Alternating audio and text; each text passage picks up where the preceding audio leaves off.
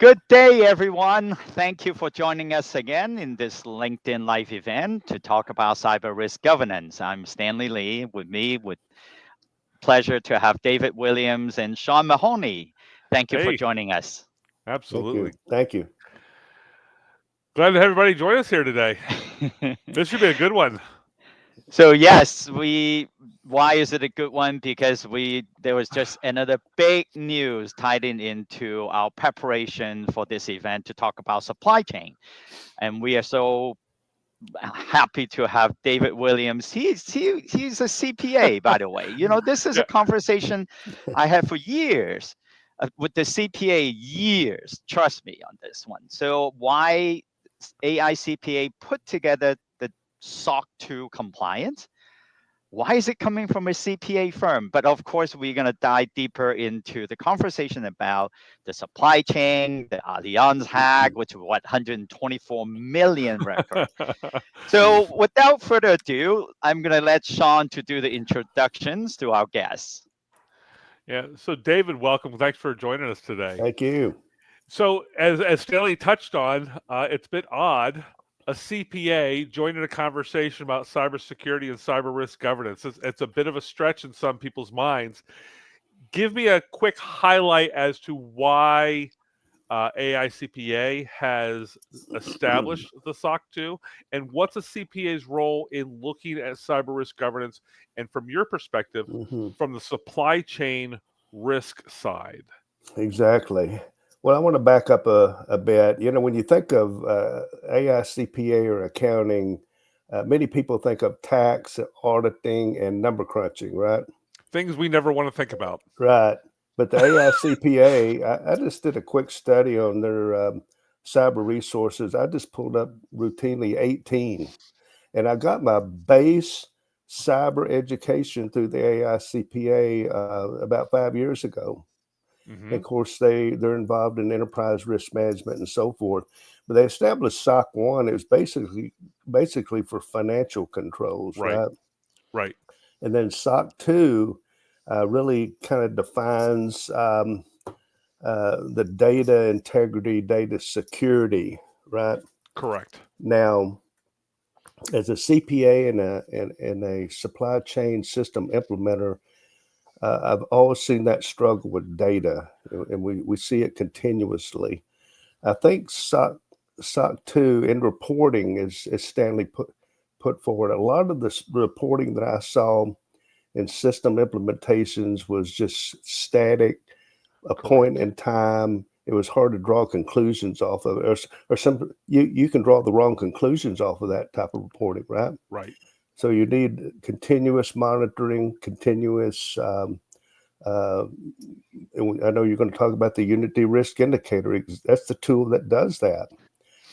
Gives you the on-time reporting. What is going on today? Many people fail to run reports, and unless you have an analytical dashboard there with quick access, you're relying on that. But I'm proud to be part of my credentialing organization. And by the way, my other credential, supply chain professional, the president of the ASCM is also a CPA. So Interesting. it goes Interesting. it goes hand in hand. You can't; they're inseparable.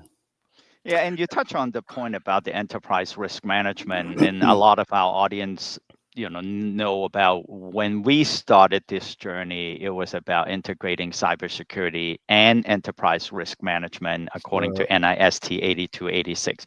Well, actually, we started before that, but then of course that NIH. The 8286 comes in to give us a better guidance into how we practicing and evolve from cybersecurity into cyber risk governance. And a Right. lot of people still asking me what is cyber risk governance. Is basically Yeah. simply a cyber risk management. And then it Yeah. goes into evolving with.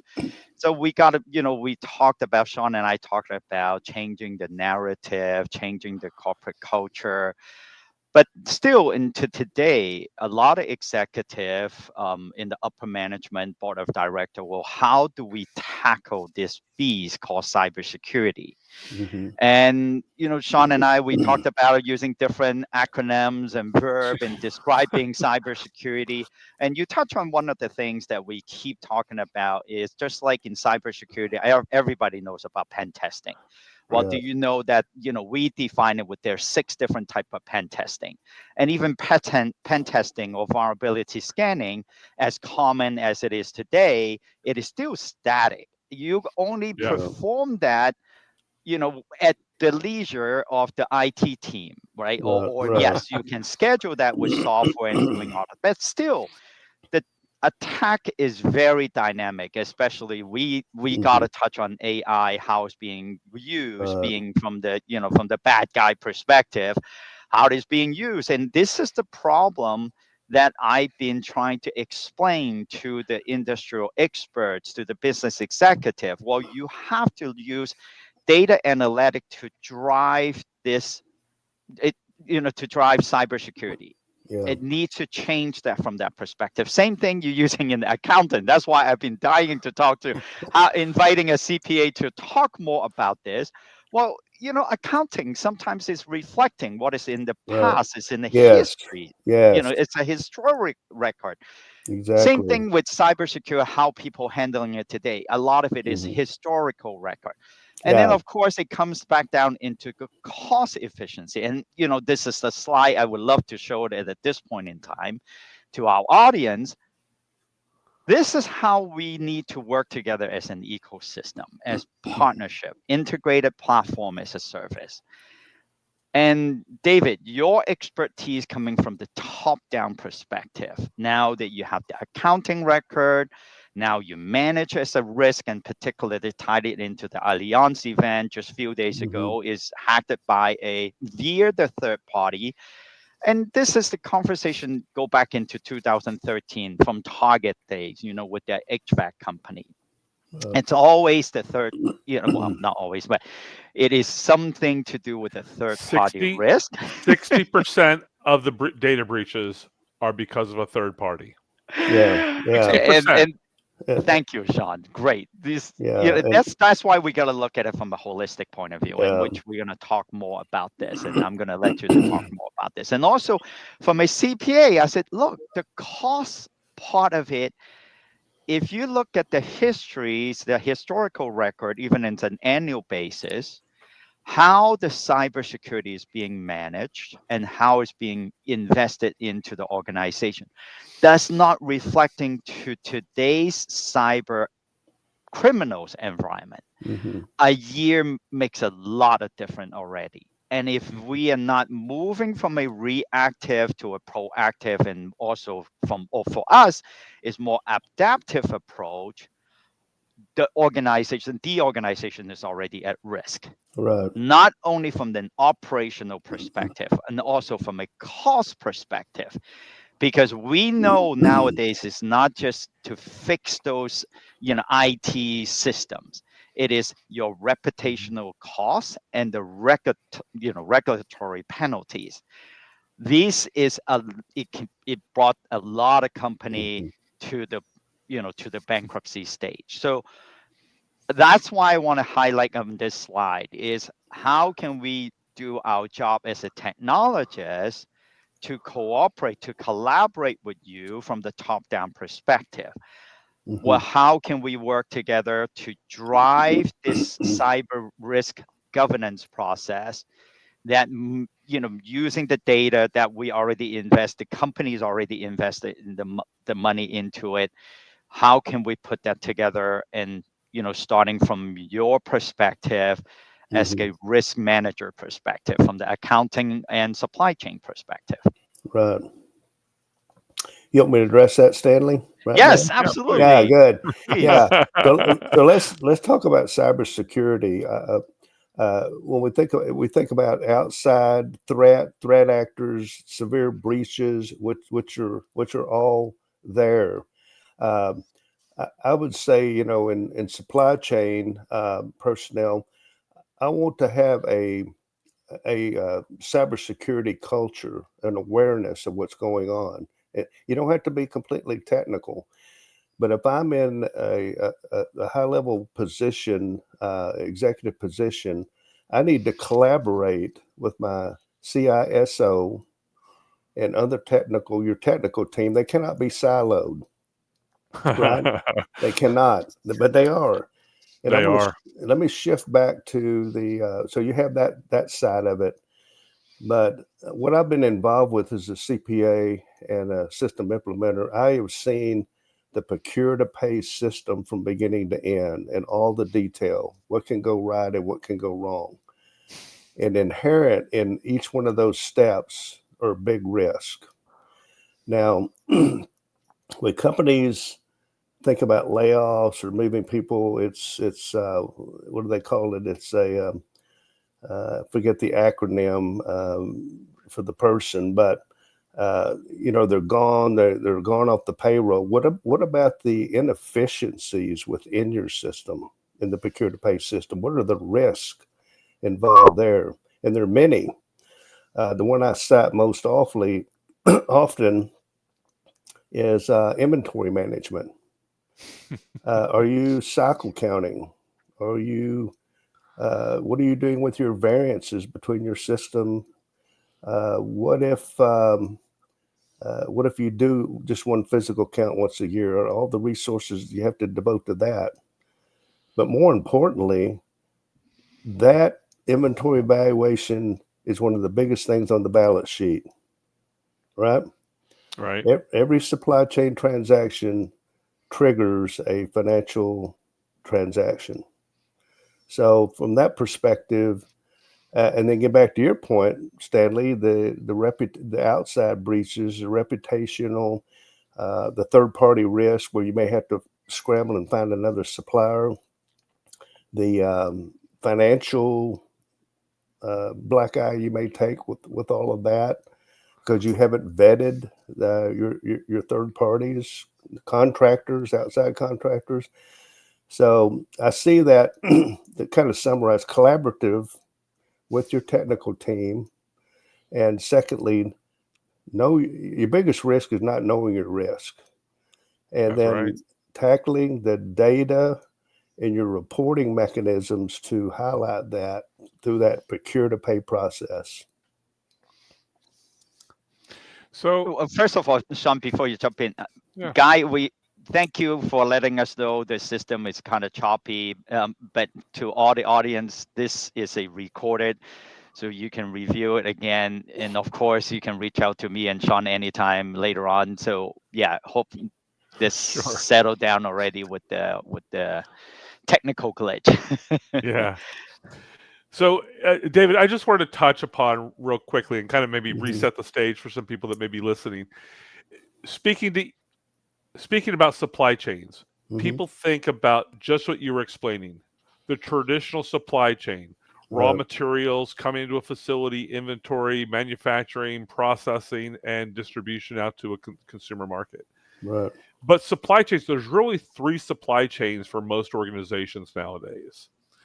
Even for your fellow credentialed CPAs, they're not manufacturing anything. They don't Mhm. typically have an inventory, but they still have the same supply chains. They're Yeah. still buying Yes. things they need for their office. They're buying that from someone. There is a Right. supply chain there. They are providing services to someone. They are part of a supply chain. They're receiving additional services from someone, either through HR support, legal Mhm. support, and that is a supply chain. And then there's the software as a service, things they're subscribing to do their jobs as a CPA. That is another supply chain. So even someone Exactly. in professional services has 3 supply chains. Manufacturers have 3 supply chains. Everybody has 3 supply chains at least now. Mhm. Yes. So the criticality of understanding your place in the supply chain and what your supply chain cyber risks are is even more important for everyone today. As we've talked about, Allianz was hit by a third-party supplier. Qantas was hit by a third-party supplier. Mhm. Microsoft most recently, with their SharePoint issue, had outsourced, as part of their supply chain, development to another party, Yeah. and that caused an issue. Right. So everyone has to deal with these things now. And as you talked about the SOC 2 report, and not that picking on SOC 2s, all attestation reports, all assessment reports, pen Mhm. tests included, have been static snapshots of that point in time. Right. And they're out of date, they're out of sync with the dynamics of today's business, the speed at which people are updating software, changing software, adding to software, or even adding browser extensions to do certain things with that software. Those things need to be checked and attest to or assessed on a more frequent basis. Yeah. So, what is your recommendation to all organizations, not just that traditional product inventory distribution model? You hit it correctly, Sean. The question is, who doesn't have a supply chain? The second question is, who doesn't have a financial application backing all that up? That's right. Everyone, service, regardless, right?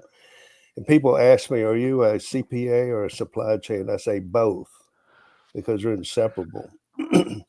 And you're exactly right. Again, to reiterate, the most issues I saw when I was in consulting, supply chain consulting, that were change management issues Mhm. and silo issues, not not and getting to your point about real time reporting. So let's go back to inventory. So I look at a stock on hand report, a static report, and it Yep. tells me that I have 10 widgets at this cost. And I sit back and say, hey, I'm good. 30 minutes later, I don't realize there's a requisition coming through that takes away most of those. Next day I look, it's being back ordered. I need to reorder, right? Yep. And so real time reporting is really critical in our environment. We limped along with it, and we did a pretty good job in certain instances with that. But it's a big factor, and it's a big financial. What's the cost of a stock out? What's the Yes. cost of overstock? And that's just one issue. What's the cost of a buyer not creating the purchase order on time? That's right. What's the cost of an EDI failure? What's the cost of all the issues that could occur? I saw tremendous financial costs associated with vendor returns. Hmm. The vendor returns credit was not applied correctly, so it never closed the vendor return. Thousands of dollars just sitting there. So And then let me draw on the parallel for the technologist, geeky guy like me. Why did I invite SCPA to talk about this accounting system? To us, it's a similar in the inventory side of things.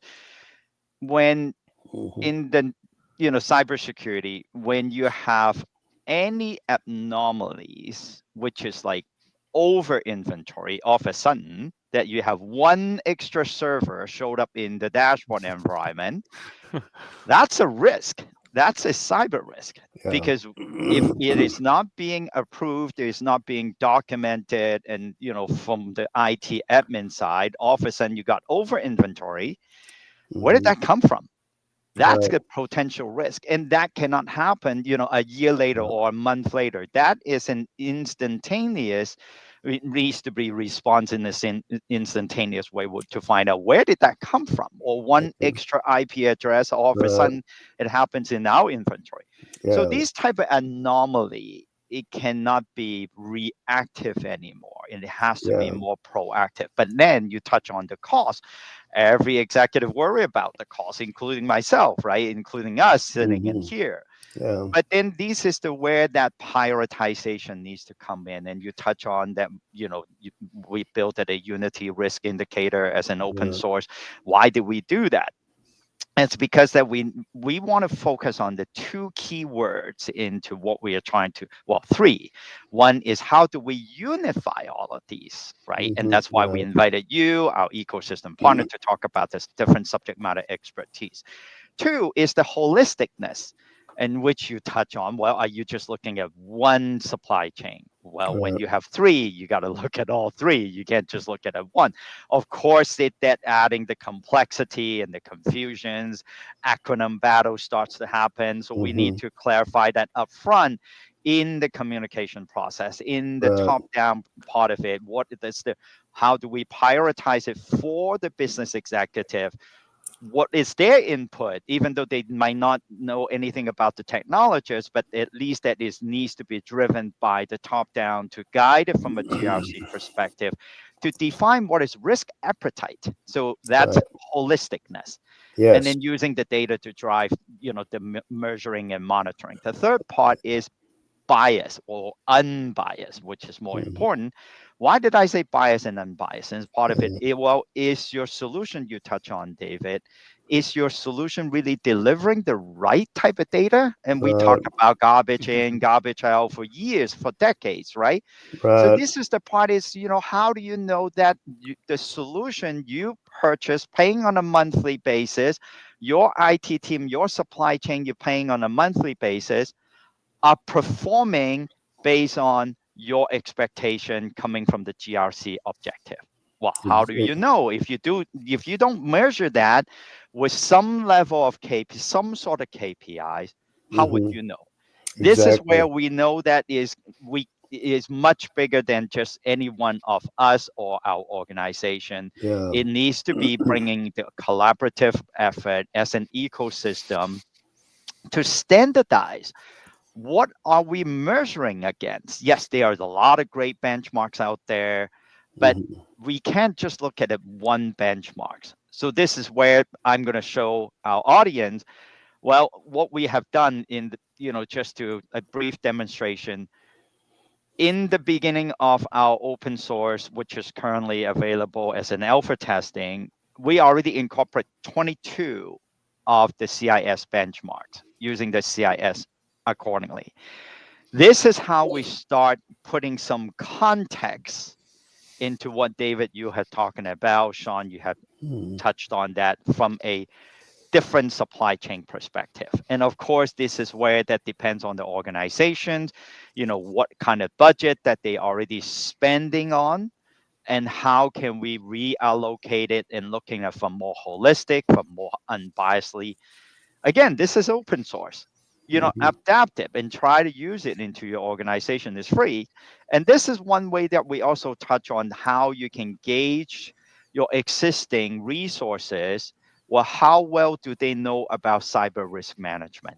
And this is a perfect timing to start sharing our experience, educating from the ground up, including the IT team, the IT desktop support team. What are they doing in their, the security alert that they're receiving?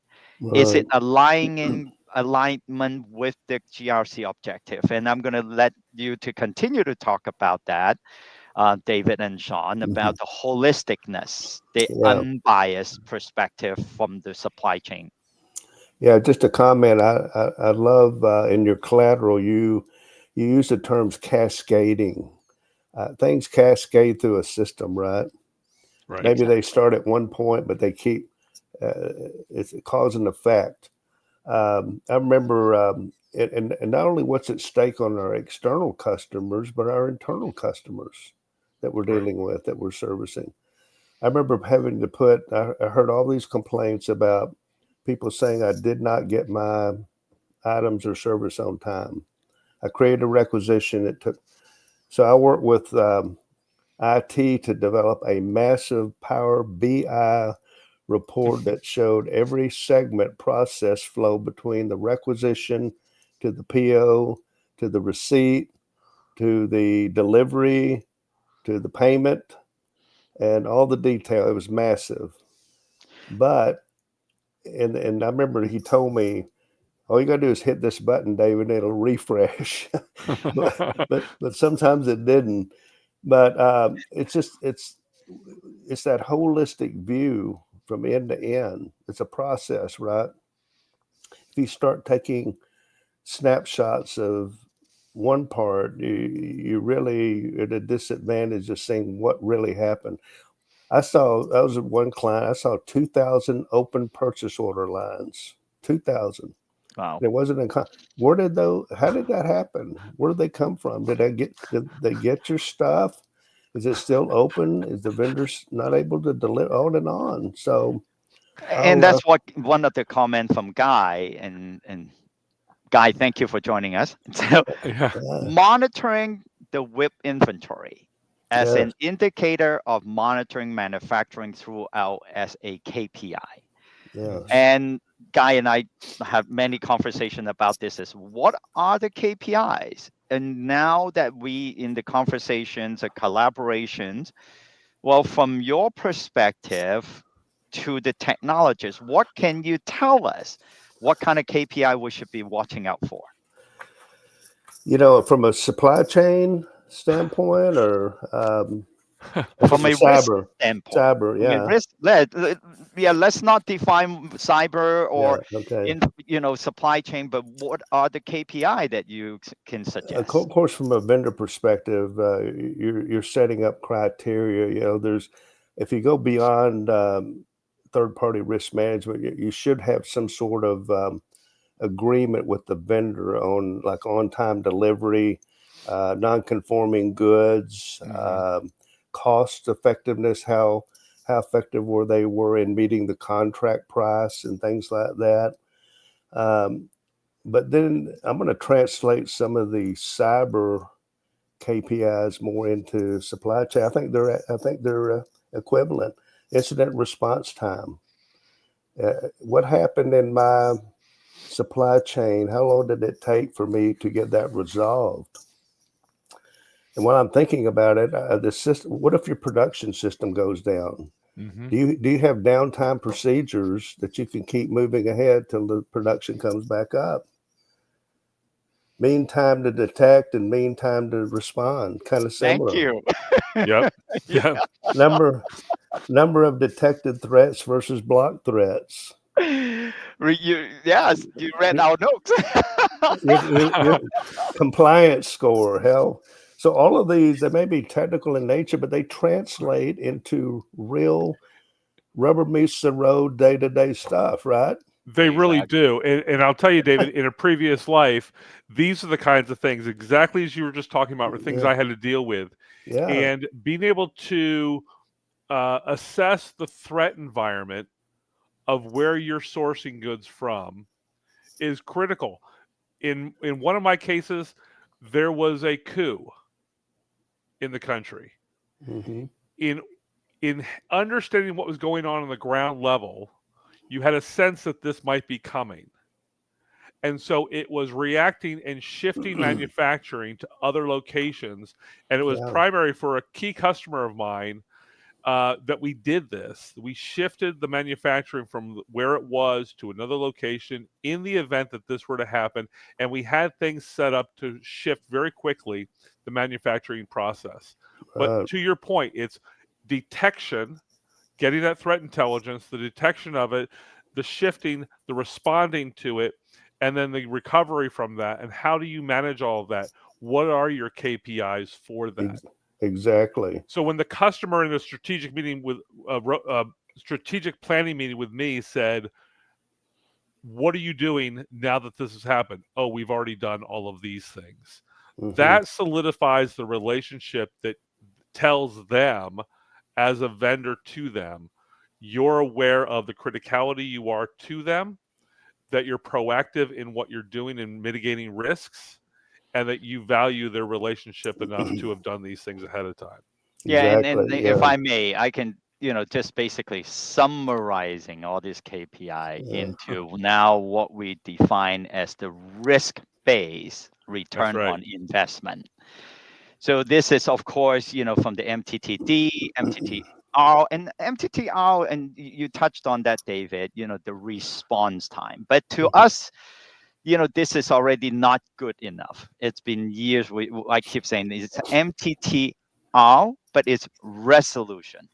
Yep, How that's do right. you resolve them is the most important part, and Yes. which, of course, then they jump through into the finalize, which is ROI. What is being defined as the risk-based return on investment? That's where Yeah. the upper management, the board of director, get the attention. And now we're Yes. working with our also, our investment advisor, Donald, is talking about how can we drive the investment opportunity to mitigate the governance Mhm. process when they doing their due diligence, investing into startups or doing M&As, and this is part of the criticality that people have missed a long time ago and is still missing a lot. It's people Yeah. still don't talk about this from a holistic point of view. Right. To tie it into the ROI, of course, it's a bunch of KPI drive into ROI, but now we try to move the needle up more into the risk-based ROI. Right. Doesn't And matter which yeah, industry you are in, but we are that's very right. horizontal, very, very horizontal. And that's why that go back into the beginning why I'm so excited having a CPA to share our experience, share our insight. Because when we're looking at the KPIs, we're looking at the numbers, right? Numbers tells the picture. Data analytics, let the Mhm. numbers do its job. But what does the executive really have to get involved into this process? Because, oh my God, that's another thing I have to learn. All these acronyms that I have to learn again. No, Yeah. it's all about the numbers and Right. let the existing, you don't have to reinvest into every new system out there. In Right. fact, that's why we built out our open source tool to give some very fundamental cybersecurity tools so they can start to learn more about how to walk on this data analytic journey and let the data to drive the pain point, to Exactly. discover the pain point, to discover the gap. So, and then let me just one other slide, and I'm gonna continue to let David you continue because this is the important part. A lot of people, Yeah. it's like, whoa, this is the executive coming saying that, well, how much work do I have to do and how much do I have to learn? Well, I think that the key things is when it comes to the risk-based return on investment, they need to know the word likelihood. They need to know the word impact, right? Yeah. Two words. And this is part of our open source. And we say, okay, you don't even need to click a button, but you can slide. Of course, this is a static page. If anybody wants to see our demo, happy to, share with you. And, with that two slider, let them to gauge on this particular project or project task and then adding their comments into it and just slide those two Mhm. answers, and then that would basically to produce the affected risk, potential affected risk. And Right. that is part of how we can continue to use KPIs to drive the risk-based return on investment. Yeah. And all of these, and as I keep emphasizing, becomes part of your compliance, the organization's compliance evidence, not only to the regulator who worries a lot about the penalties, but actually now what all the audience should be worrying about is how their insurance being affected, with Chubb being the first one already demanding you have Mhm. to have a pen test before they even consider your application for cyber insurance. And this is going to affect everybody, who needs cyber insurance or who needs general insurance, business insurance. Right. And this is the part that we know it is coming because we start talking to the cyber insurance industry. How would they measure the, their policyholders' risk on an ongoing basis and eventually going to the real-time basis, because now technologies have evolved and now it's being more stringent how they're looking at the applications, and then they will conducting the measuring, monitoring of Mhm. the effective policy on an ongoing basis. So Right. yes, I just want to highlight that as a takeaway for our audience. They spend 30 minutes of their time, and now we're going to come back into the supply chain. Well, that what you just showed is very powerful. I work with again, gosh, this was 12 years ago. We developed a kind of a scoreboard. It wasn't Tableau. It was another similar. I didn't know the technical piece, but I knew the field values that need to go into developing the report. And those visuals are powerful when they're backed with that type of data that you've been talking about. That's right. Now, one comment I want to make is indecisiveness can turn into inaction, right? And I wrote a little blog a few months ago, The Cost of Doing Nothing. And I picked it up from a quality document. That was the title. So sometimes we shouldn't do things, and sometimes we do them in the wrong way. But sometimes we set and we become indecisive and we don't adhere to this technology you've been describing. And there's a cost to that. Right. Right. Now, getting back to supply chain, when I did my webinar for ASCM, at the end, I had a little document, how to implement a supply chain risk management program. Well, guess what? It was very similar to the typical risk management program from A to Z. Now, supply chain is different. There'll be some different elements in it, but it still goes back to identifying the risk. What's my risk appetite? Ranking those risks, setting up the program, assessing it, and continuing monitoring, which you've been talking about, Stanley. Yep. So, and I can touch on that, and I'm going to address a couple of the comments from our audience as well. Guy has talked about, the supply chain, overseas suppliers, centralizing. Of course, this is going back into the supply chain. And Thomas has addressed, the turmoil like walls, trade routes, right? So all we don't need to get into the details, but to me, to summarize it, it's about balancing. How do you balance? And then that ties it back into David, what you just talked about. What is your risk appetite? How do you define risk appetite? And, today we might have certain risk appetite because of the, outside factors that we have no control of that might change it. But tomorrow it might change. We already know. We see how the tariff with different countries being up and down, just like my blood pressure. And these are the things that we need to be adaptive. And why I touched on this being a blood pressure, because, going back and the static and being adaptive now, from the change of being reactive, back then we do an annual healthcare check, go to the doctor, see the doctor once a year. Now my doctor demands that, okay, every 3 months you got to at least have the phone call or something like that. And now it's like, okay, give me the Fitbits, all right, or the smartwatch, so I can continue to monitoring the blood pressure, so I don't get too excited about anything or too depressed on anything when I look at the accounting systems. So these are the things is that we got to change that. How do you balance on an everyday or even on a monthly basis? Is start changing the culture of the organization based on what you just touched on as a risk appetite. Everybody's different. absolutely. When I was working with one of our advisor, Cheryl Root, who is a director at the Carnegie Mellon, Silicon Valley, I started with the 3 C's, which is communication, collaboration, customizations. Then she further extended into the 5 C's.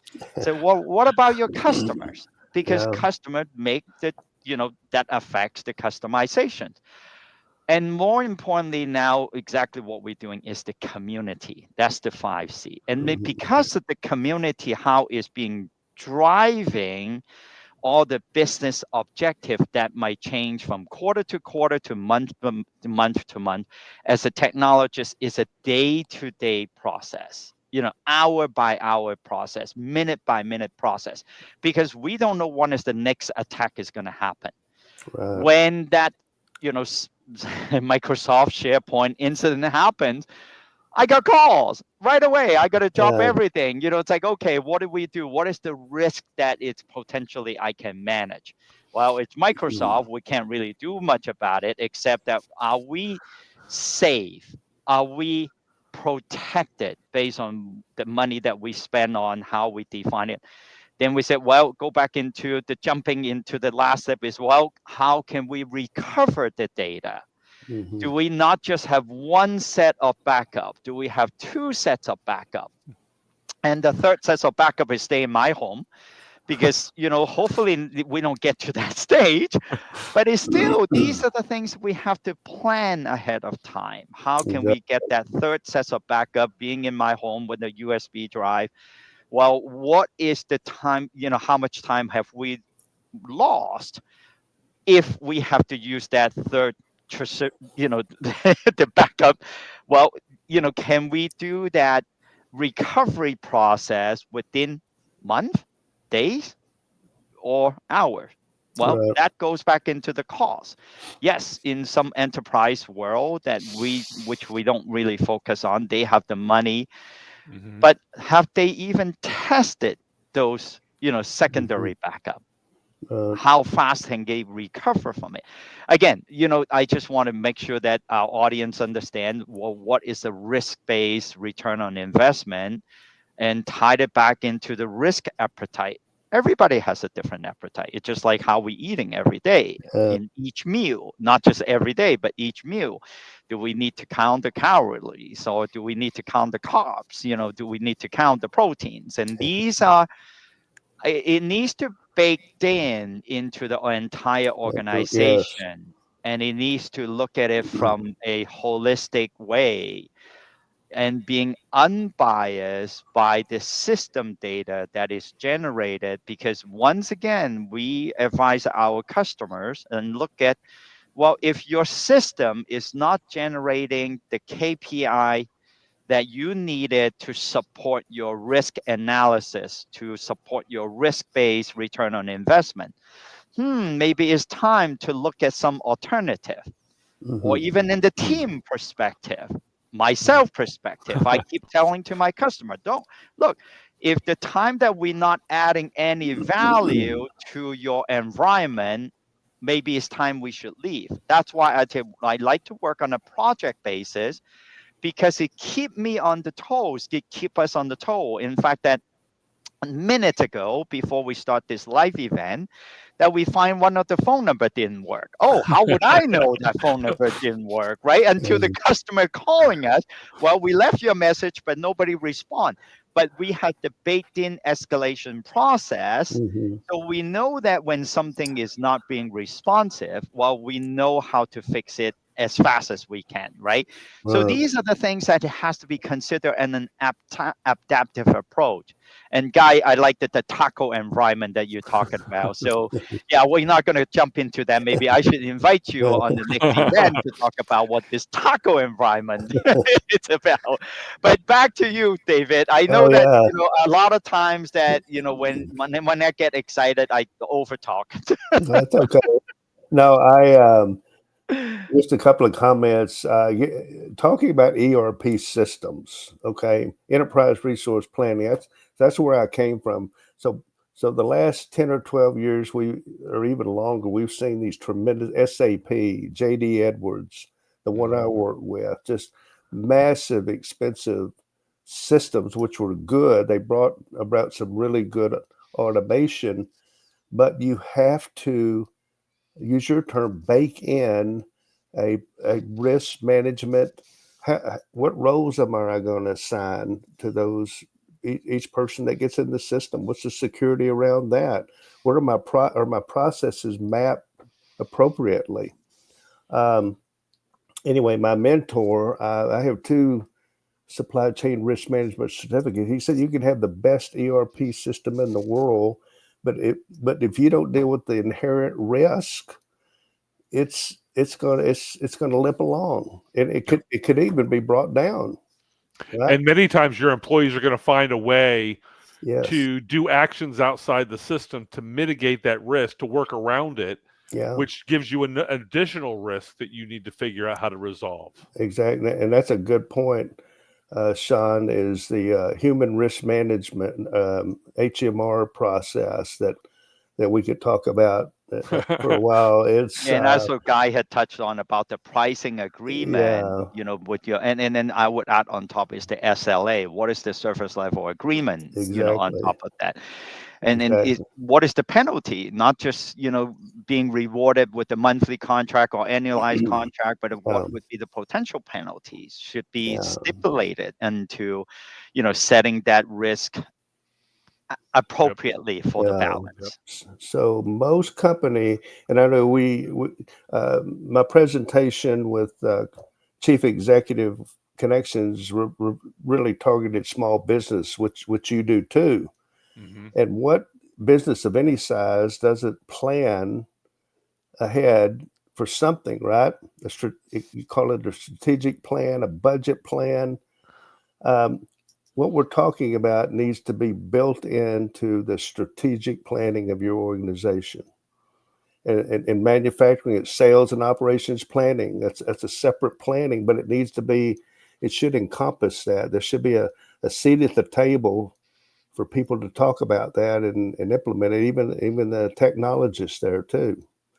So again, the effects of separation silos, we'll do it later. So it need a strategic plan, and they need a tool like the Unity Risk Indicator to bring real-time data that has integrity and reporting and compliance instead of cranking out a report or having IT try to customize it because it wasn't complete. Right. So things like that. Yeah, and then go back into your original point is, in the beginning of our conversation, there's a lot of things. What we said is we don't know what we don't know, right?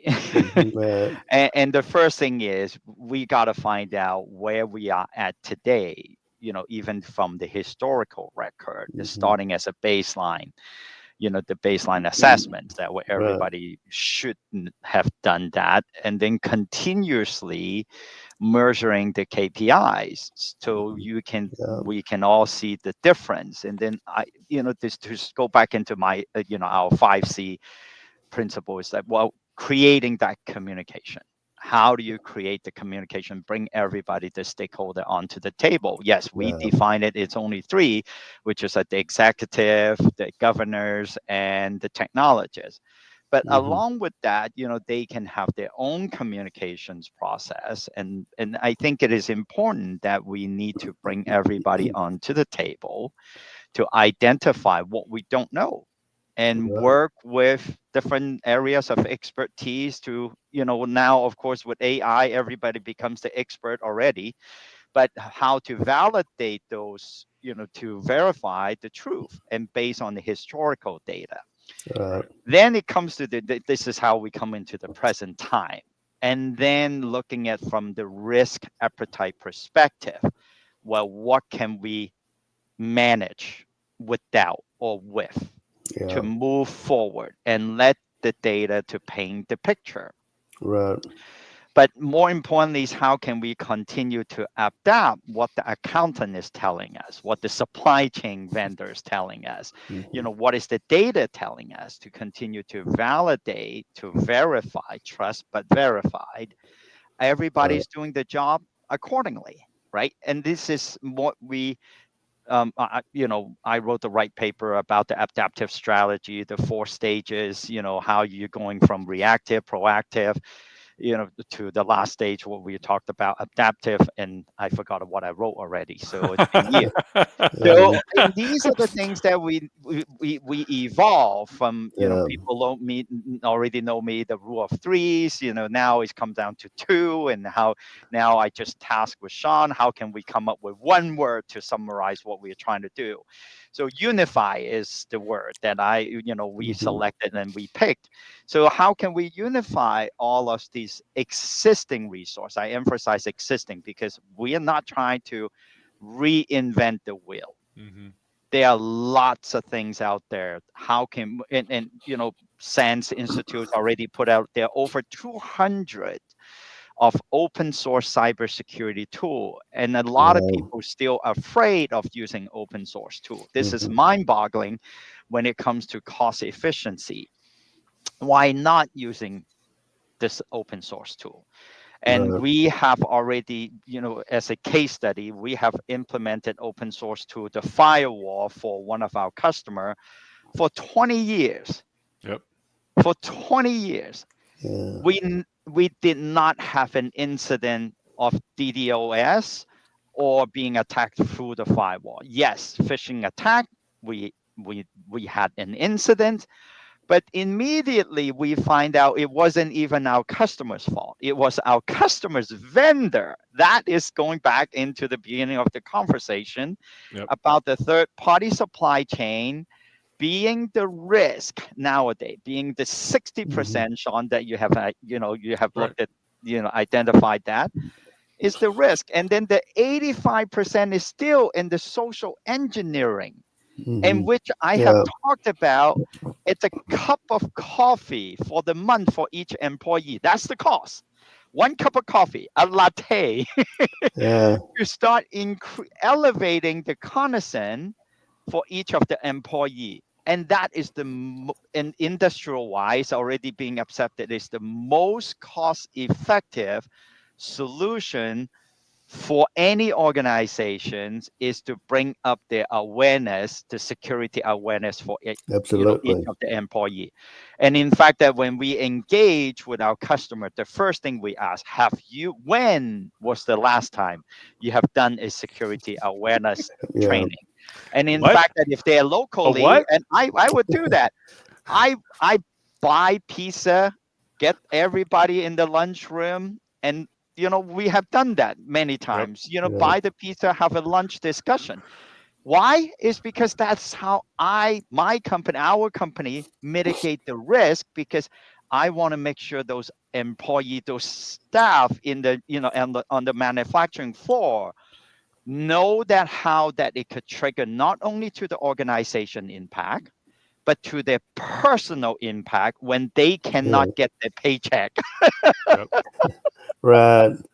Yeah. That's accounting, right? That goes back into the basic accounting. Oh, Yeah. now all of a sudden, and I still remember one of the incident. You know what? This staff come into me. Oh, Stanley, look, I don't need to be in there. I've done it, been there many times. I said, okay, it's up to you, but here's the pizza. Feel free. And that guy stayed for the pizza. Literally, he did. Yep. Yeah. At the end, that he came back to me. Thank you, Stanley. This is something, and Sean was there too. That was, yep. That He was said- the time that we actually put the money where our mouth is, literally. He sat in the back of the room like this the whole time. After he finished the pizza, he was like this. Boring, We told him, sit down, just have pizza. You don't have to He stay. came up and he said, "This is probably the most informative educational thing we've done for a lunchtime educational thing we've had in for as long as I can remember." Yeah, that's great. So, yeah, by the it's- time that it's we left big. that organizations and actually he came and talked to me. I don't know why my company not keeping you. And I said, well, that's okay. When we have already presented the value, and what you just said to me has already so meaningful to what we have been building in the last 25 years. And literally, this is just another staff came up to me at the end. I was there to wrap up our project, and he came up to me and he said, Stanley, I don't know why we're not keeping you to an ongoing basis. Well, but that's the management decision. That's the risk appetite, right? That's right. Exactly. And Thomas, thank you. We need to invite you to our show as well too, to our live event. So we got a few minutes wrap up, and Sean, if you don't mind, Sean, Thomas has put in some great comments. Yeah. David, I just wanted to kind of touch on briefly here from the security aspect and your role dealing with organizations, either working with a customer and their supply chain or a customer who's in a supply chain. I would imagine you look at the financial controls to kind of get a sense of what the culture's like from an information security and cybersecurity perspective. Do you see some correlations there? Yeah, definitely, Sean. Obviously, when you get down to this kind of applies to small business. A big one is separation of duties, right? Yeah. Well, some Right. small businesses don't have that luxury. You don't have a lot of employees, but oversight, audits, management reports, things like that. What I saw a lot of is when we would configure a system, are we giving the right credentials and roles to that individual based on their position in the company? Right. Can they see? What can they see? What can they change? What can they delete? So forth. So things like that. Um, uh, finance. I was in the supply chain. I was hoping finance did their job and did the internal control. And that's true. There's internal controls that the AICPA adheres to. An auditor inside, internal auditor, external. But these are supplemented by what we've been talking about, right? Right. And that's another reason to have this program and have this reporting as your internal. If you have an internal auditor, they would love it because. But I'm sorry, did I answer your question, or what was there was a second? Yeah, part of it was trying to understand, is there a correlation? Do you see a correlation between having the financial controls in place to Yes. prevent fraud and things like that, and how those translate across the organization as a culture of information Yes. security and cybersecurity? Exactly. I just sent a document to someone yesterday who they're in organizational development, and it was an AICPA document how a particular types of culture can usher in fraud. Mm-hmm. So when you have the framework, know your framework, know your risk program, who's doing it, be involved, be aware, and all that. Um, that creates a good cyber culture awareness, right? Yeah. And when people don't want to adhere to it, then you have to deal with it in Right. the way you need to, Right. because it's the lifeblood. You're talking about protecting assets here, right? That's what we're Correct. talking about, is protecting assets, your physical assets and your intellectual assets, your customer relationships. So they do go hand in hand. They complement each other from my perspective. Yeah. So Thomas has made a comment here relative to the volume of metrics that you need to be able to track. But that goes back, Stanley, don't you think, that as we've talked about, the importance of an organization doing a business impact analysis to understand what is critical to the organization and establish a prioritization of the criticality, and then what are you going to track for the most critical things, leading then into the business continuity plan and identifying what's Mhm. critical there and what Yeah. metrics you're going to measure there. But Thomas, I think it does lead to the maturation of an organization being able to understand what the risks are and what metrics are going to use to measure the efficacy of the mitigation or the security controls they put in place to prevent those things from happening or to respond to them and recover from them. So it is important to go through this journey, which is why we had developed that business impact analysis playbook in the workbook, Stanley, is for organizations to start from a perspective of cyber risk governance and how that plays into their enterprise risk governance, their But enterprise risk management. thank you, Sean. But of course, I can talk, right? So in the Really? last 2 minutes, maybe. So, but I think that when I was looking at the comment, thank you, Thomas, thank you, Guy, great comments, and so I'm sure we'll be in touch. But I like how I'm going to summarize it. What Guy had just said is the human factor deviation. Mhm. So everything we talked about in the last hour, the metrics, data analytics, how we responding. And more importantly, tied in what Guy is saying, the human factor deviation is what I always talk about is the adaptive strategy. How can you constantly communicating, collaborating within internal to customize based on the dynamic of human factors? And Mhm. these are the things that it will be fast tracked with the AI. Yes, we put out a lot of material, and by the time that we put it out, some of them might be outdated already. Mhm. So now, how do we, utilize together as a community? And and for the people who have chat with me, they know that I spend a lot of time working with universities, and I just came back from, and thank you, SUNY Albany. I got to highlight that to entertain my conversation and to talk about all of these. So with that, that's why, please join us in the cyber risk governance group in LinkedIn. If you're not already a member, please If you're join. not, Mhm. please Yep. join, please share your insight, please share your comments, and then we will evaluate it, because we don't want to be, the salespeople keep selling all this stuff in there. We're not Yeah. trying to sell either. We're just trying to, elevate Congressman for everybody. So thank you, Yeah. David, for your Yeah. time. Really appreciate it. Yeah. And we'll One continue. last Look forward to. comment. Yep. I appreciate NetSwitch's integrity, experience, and the tools that they have to combat this horrendous thing that's going on at every level. Thank you. Thank you, David. Thank Appreciate you. it. With Thank that, you. thank you everyone for joining us on this live event. Look forward to talk to you again. Bye-bye. Take care, everybody. Take care.